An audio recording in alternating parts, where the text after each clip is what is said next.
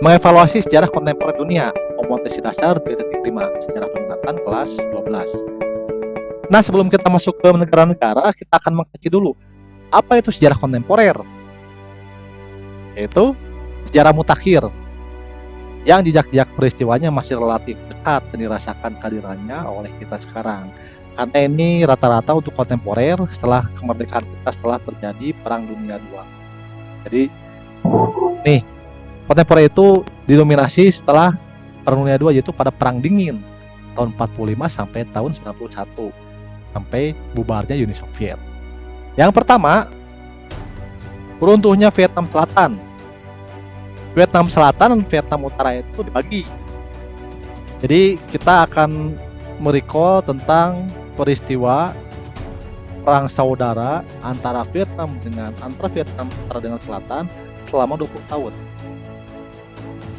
Dan ini adalah bentuk propaganda Amerika Serikat dan Uni Soviet. Karena Vietnam ini betul-betul diadu domba oleh Uni Soviet dan Amerika. Tentunya mereka tidak bermusuhan, karena Vietnam Utara dipengaruhi oleh Uni Soviet, komunis, dan Vietnam Selatan oleh liberal, oleh Amerika. Nah, di sini juga ada Prancis. Prancis ingin berusaha menguasai Vietnam, tapi mengalami kekalahan dalam perang di Dien Bien Phu. Nah, ini dia, Prancis dipukul mundur oleh tentara Vietnam. Maka setelah itu muncullah tokoh pergerakan Vietnam, Nguyen Xuan Thuong atau Ho Chi Minh.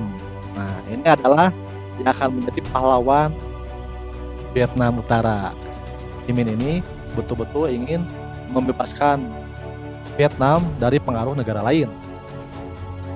Kemudian di Vietnam Selatan oleh sekutu Prancis dan Amerika nanti dipimpin oleh Perdana Menteri Ngo Dinh Diem.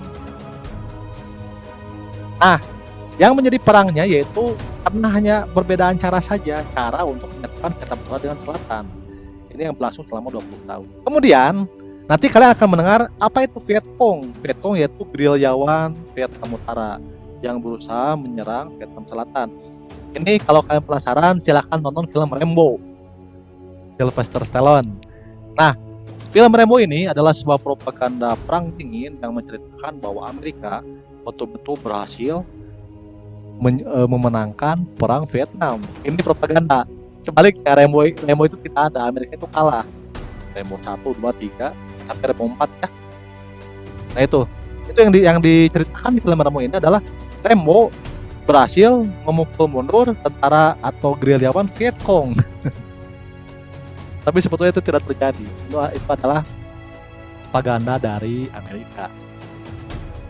Nah, selanjutnya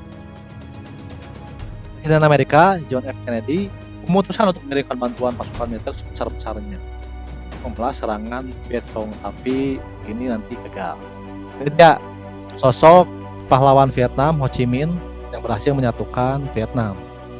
Di sini ada muncul Perjanjian Paris. Nah, Perjanjian Paris ini sebetulnya bagus karena isinya adalah ditariknya pasukan Amerika dari Vietnam. Kemudian tawanan perang dibebaskan. Pasukan perdamaian internasional berhak menjaga stabilitas. Ini secara teoritis. Apa yang terjadi?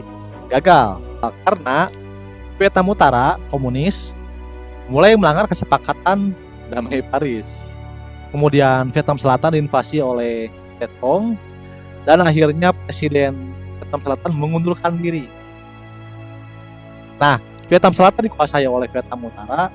Akhirnya Vietnam diproklamasikan sebagai Republik Sosialis Vietnam dengan ibu kota Hanoi dan nama kota Saigon menjadi Ho Chi Minh. Ini adalah datanya bahwa Amerika mencapai kerugian sebanyak 200 triliun dolar dalam perang Vietnam. Padahal sebetulnya Amerika itu tidak ada urusan. Amerika ikut campur ke Vietnam hanya untuk mengusir Uni Soviet supaya kita memberikan pengaruh komunis ke Vietnam. Hanya karena gengsi, hanya karena ada dalam peristiwa perang dingin, Amerika dikeruh habis dan mengalami betul-betul kerugian.